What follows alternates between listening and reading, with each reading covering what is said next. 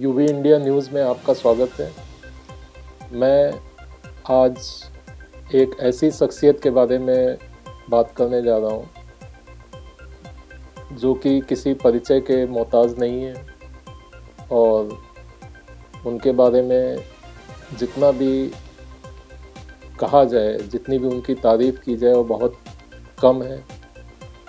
अतुल जी की सबसे बड़ी खासियत ये है कि वे जानते हैं कि हमारे क्षेत्र में क्या समस्या है या हमारी पब्लिक किस चीज़ से परेशान है, हमारे कार्यकर्ता को क्या समस्या है। और इसी संदर्भ में मैं एक अपने मित्र जो कि बहुत ही मशहूर शायर हैं और कवि भी हैं, मैं उनकी कविता को यहाँ पर मैं कोट करना चाहूँगा। ये सोचना गलत है कि तुम पर नज़र नहीं, ये सोचना गलत है कि तुम पर नज़र नहीं, मसरूफ़ हम बहुत हैं मगर बेखबर नहीं। ये सोचना गलत है कि तुम पर नज़र नहीं, मसरूफ़ हम बहुत हैं मगर बेखबर नहीं। इन्हीं पंक्तियों के साथ मैं शुरू करना चाहूँगा। नमस्कार दोस्तों, इस विशेष डॉक्यूमेंट्री में मैं राज कौशिक आपका स्वागत करता हूं। मित्रों, जैसा कि हम जानते हैं, भारतीय जनता पार्टी ने अतुल गर्ग जी को गाजियाबाद लोकसभा सीट से प्रत्याशी बनाया है। इसे लेकर लोगों में बेहद उत्साह है। बहुत बड़े बड़े नेता, स्वयं प्रधानमंत्री नरेंद्र मोदी, रक्षा मंत्री राजनाथ सिंह का प्रोग्राम गाजियाबाद में लग चुका है। अतुल जी, मैं आपका स्वागत करता हूं, आपका अभिनंदन करता हूं। और आपकी शान में मुझे एक शेर याद आ रहा है कि नहीं ऐसा कोई चेहरा तेरे जैसा नहीं लगता, नहीं ऐसा कोई चेहरा तेरे जैसा नहीं लगता, कोई चेहरा तेरे जैसा मगर सच्चा नहीं लगता। तो लोग ये मान रहे हैं कि एक सच्चे विधायक को, एक सच्चे नेता को टिकट मिला। आप सबसे पहले तो टिकट के बारे में बताइए, इसमें आपको क्या महसूस करें, कैसा आपको लग रहा है? देखिए, जितना मैं अनभिज्ञ हूँ, वास्तव में मुझे पूरी जानकारी नहीं है। आश्चर्यचकित हूँ, अचंभित हूँ, आनंदित भी हूँ। तो ये भाजपा ही कर सकती है जी। मैं तो एक बात जानता हूँ। तो मुझे ऐसा लगता है कि गाजियाबाद के लोगों ने, मित्रों ने, जान पहचान वालों ने, कार्यकर्ताओं ने कुछ ऐसा कहा है अपने सर्वे में या दुआओं में कि मेरे को उन्होंने बिन मांगे टिकट मेरे को मिला है। जी जी। अच्छा, अब चुनाव चल रहे हैं और आपकी जीत तो तय है। ये माना जा रहा है कि आप बहुत अच्छे मतों के अंतर से जीतेंगे। तो क्या प्राथमिकताएं आपने तय की है गाजियाबाद लोकसभा क्षेत्र के? देखिए, छोटा सा टेक्निकली मैं अपनी बात ठीक करेक्ट करना चाहूँगा आप। जी। जीत मेरी नहीं है, ये मोदी की है। जी बिल्कुल बिल्कुल, ठीक है ना, ये तो सभी जानते हैं और इस बात का मुझे पूरी तरह से एहसास है। और मेरे को क्या, सभी को पता है, तो कोई छुपी हुई बात नहीं। इसके अंदर जो प्राथमिकताएं हैं वो ये है कि गाजियाबाद को दिल्ली का सैटेलाइट सिटी बनाने में तेजी लानी है। ऐसा नहीं हुआ कि पिछले 10 सालों में काम नहीं हुआ है। मेट्रो भी आई है, RRTC भी आई है, मेरठ तक गई है, NH9 हुआ है, 16 लेन की सड़क बनी है, स्टेडियम पास हो गया है। ठीक है, गाजियाबाद का जो रेलवे स्टेशन है वो इंटरनेशनल क्वालिटी का बन रहा है। उसके लिए 350 करोड़ का बजट पास होकर काम शुरू हो गया, तोड़फोड़ काम आरंभ हो गया। बहुत कुछ ऐसा हुआ है कि दिल्ली और गाजियाबाद के बीच का फर्क ही समाप्त हो जाएगा। जैसे बॉम्बे में एक सिटी दूसरी सिटी में घुस गई है, ये नहीं पता पड़ता कौन सी सिटी कहाँ शुरू, ये दिल्ली की और गाजियाबाद की स्थिति हो गई है या होने वाली। लेकिन 1960, 65, 68, 70 के बीच में बहुत बड़ी जमीन राजनगर की तरफ को, नेहरू नगर की तरफ को सेंट्रल गवर्नमेंट के ऑफिसेस के लिए एक्वायर की गई और वहां पर ज्यादातर जमीन पर अनयूटिलाइजेशन है। जी। तो बहुत सारी योजनाएं गाजियाबाद में आ सकती हैं, बहुत सारे ऑफिसेस गाजियाबाद में खुल सकते हैं और स्किल डेवलपमेंट का बड़ा काम गाजियाबाद में हो सकता है, क्योंकि यहाँ पर एक टेस्टिंग सेंटर है करीब 4 या 5 एकड़ में। अब इस बारे में गाजियाबाद के लोगों को ही नहीं पता कि हमारा एक बहुत बड़ा टेस्टिंग सेंटर नेशनल लेवल 6 लेबोरेटरियों में से 1 लेबोरेटरी गाजियाबाद, लेकिन उसका यूटिलाइजेशन पूरी तरह से नहीं हो पा रहा। तो इसको स्किल डेवलपमेंट के साथ जोड़ने का मैंने प्रयास करा भी पिछले दिनों, पर मेरे हाथ थोड़ा सा, मेरी ऊंचाई थोड़ी सी कम थी मेरे हाथों की। अब की बार लगता है कि मैं इस तरह के काम करूं। ऐसे बहुत सारे काम है कि जिनका प्रचार प्रसार तो नहीं मिलेगा, लेकिन अच्छा काम करने का सुख मिलेगा, उपयोगी भी रहेगा। उपयोगी। अच्छा, एक जैसे प्रोविडेंट फंड का बड़ा मसला है, हजारों लाखों कर्मचारी श्रमिक इससे जुड़े रहते हैं।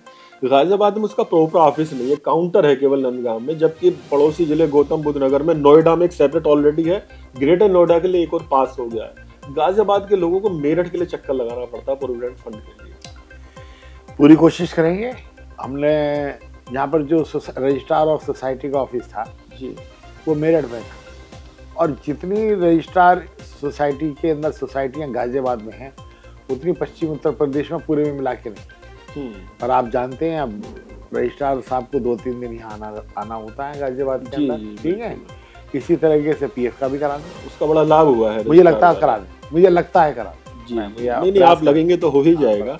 अच्छा, एक जैसे हिंडन नदी, इसका पुराना नाम हरनंदी था, गाजियाबाद की पहचान है, और मुझे याद है 1-2 बार वहाँ प्रोग्राम में आप भी गए हैं, तो उसको लेकर भी वो बहुत एक गंदे नाले की तरह हो गई है। साथ ही वायु प्रदूषण भी गाजियाबाद में बहुत ज्यादा है, तो उसके बारे में भी कुछ अपेक्षा लोगों की है कि वायु प्रदूषण का क्या उपाय है, मेरे तो अभी तक समझ में नहीं आ रहा है। ठीक है, मैं उसके लिए मैं अभी कोई माइंड में मेरे उसको ठीक करने के लिए कोई मेरे पास में रोड मैप नहीं है। कोई अगर कोई इसका कोई अच्छा जानकार मिलेगा और उसमें कोई सरकारी अगर कोई कदम उठाया जाएगा तो बातचीत करी जाएगी। लेकिन हिंडन नदी के बारे में ऑलरेडी रोड मैप बनाया हुआ है गवर्नमेंट ने, तो उसको इफेक्टिवली उसको एग्जीक्यूट कराने की मैं प्रयास करूँ। जी। तो एक समस्या हो रहा है अतुल जी, गाजियाबाद में विकास बहुत हुआ है, लेकिन जो औद्योगिक क्षेत्र है वहाँ अभी भी सड़कें बहुत खराब स्थिति में, पता नहीं कि उन पर ध्यान नहीं दिया गया। तो लोगों की एक अपेक्षा आपसे ये भी है कि आप थोड़ा उसको, क्योंकि औद्योगिक नगरी रहा है गाजियाबाद। देखिए, 2 चीज़ें एक साथ चल रही हैं जी। एक तो स्टेट गवर्नमेंट के अंडर की चीज़ें हैं, हाँ। एक सेंट्रल गवर्नमेंट के अंडर की चीज़ें हैं। अच्छा ये हुआ है कि हम सब विधायकों की बहुत अच्छी दोस्ती है, आत्मीय संबंध है। तो मुझे ऐसा लगता है कि सांसद विधायक दोनों एक ही टेबल पर बैठ करके डिस्कशन करने की स्थिति में आए जी, ये बड़ी बात है। कुछ ईश्वर की ऐसी कृपा हुई है इस गाजियाबाद पे, या हमारे को मौका मिला है हमारे ऊपर कि कैबिनेट मिनिस्टर हो गए सुनील शर्मा जी, और आप लोगों का आशीर्वाद रहा तो मैं बन जाऊंगा सांसद। तो केंद्र सरकार और स्टेट गवर्नमेंट दोनों एक साथ मिलकर के प्रशासन से बात करने की स्थिति में हो। जी, अलग अलग बात करने की जरूरत नहीं है, और उसका बहुत बड़ा फायदा हो। समस्याओं का समाधान, आप समझ रहे हैं इशारा? जी, नहीं मैं बिल्कुल ठीक है भाई। नहीं, अभी एक सभा हुई थी तो मुझे भी बोलने का मौका मिला था, तो मैंने तो कहा था कि जो वोकल फॉर लोकल की बात थी, ये टिकट बिल्कुल उसी तरह हुआ है। लोगों में इस बात को लेकर बहुत ज्यादा खुशी है कि हमारा सांसद हमारे बीच का होने जा रहा है। नहीं, ऐसा नहीं है। जनरल वीके सिंह साहब यहाँ रहे तो वो भी लोगों के बीच के ही थे। ऐसा नहीं है कि उन्होंने कोई प्रयास नहीं करे या उनके समय पर डेवलपमेंट नहीं हुआ, ये मानना तो अन्याय होगा, अनुचित होगा। लेकिन हर आदमी की जो कार्यशैली होती है वो अलग अलग होती है। बेशक, एक तो हमारी यारी दोस्ती है आपस में, और एक हमारे फॉर्मल संबंध है, 2 चीज़ अलग है। तो हमारे फॉर्मल संबंध नहीं है, यारी दोस्ती। तो हम जितने फ्रिक्वेंटली आपस में बात कर लेते हैं तो और जिस लेवल पे जाकर के बात कर लेते हैं, ये तक स्थिति है कि सुनील का फोन आएगा, जरा अतुल जी आ जाइए, जरा एक जगह चलना है, तो रास्ते में बताते हैं कहाँ चलना है। तो किसी भी मिनिस्टर के हम जा सकते हैं। बिल्कुल। हमारे को प्रोटोकॉल नाम की चीज ही नहीं चाहिए किसी को। अजीत पाल हो, सुनील हो, सब चाहे सुनील कैबिनेट मिनिस्टर बन गया, तो हमें उससे ये कहते हुए दिक्कत नहीं है जरा चल रहे हैं सीएम के यहाँ, या चल रहे हैं फलाने अधिकारी के यहाँ, या बुला ले भैया। जो पुरानी दोस्ती है वो अब जनता के काम आएगी। हाँ, अभी भी कम थे वहाँ, लखनऊ में सब एक साथ चल देते हैं उठ के कहीं भी। तो अतुल जी, मतदाताओं के लिए कोई संदेश? भाई एक ही संदेश है जी, एक ही प्रार्थना है जी, कि जो वोट ज्यादा डलने का मतलब ये नहीं है कि अतुल गर्ग को ज्यादा वोटों से जिताना है, ये एक बहुत बड़ा भ्रम है। जब जीत ही मोदी की है तो ज्यादा वोट भी मोदी को ही मिलने होते हैं। 4 जून के बाद जब इंटरनेशनली ये डिस्कशन होगा पूरी दुनिया में कि भारत में कितना प्रतिशत वोट या कितना वोट मोदी को मिला, तो वहाँ कोई जिक्र ये नहीं होगा कि किस कॉन्स्टिट्यूएंसी में किसको मिला।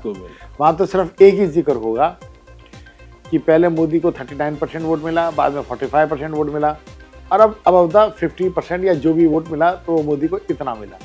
उससे पूरी दुनिया मोदी की लोकप्रियता का आकलन करती है। यदि आप मोदी को चाहते हैं, यदि आप ये समझते हैं कि भारत की ताकत पूरी दुनिया में दिखाई दे, तो वो ताकत हमें मोदी के को सौंप करके और उसको दिखाना भी होगा। यही मेरी आपसे प्रार्थना है। बहुत अच्छी बात की आपने। तो मित्रों, आप अतुल गर्ग जिनसे अभी हमने बातचीत की, अतुल जी, हमें उम्मीद है और गाजियाबाद को पूरी अपेक्षा है कि जिस तरह आप उत्तर प्रदेश के मंत्रिमंडल में शामिल रहे तो मोदी मंत्रिमंडल में भी आप शामिल हो, ऐसे गाजियाबाद की जनता चाहती है। धन्यवाद, शुक्रिया।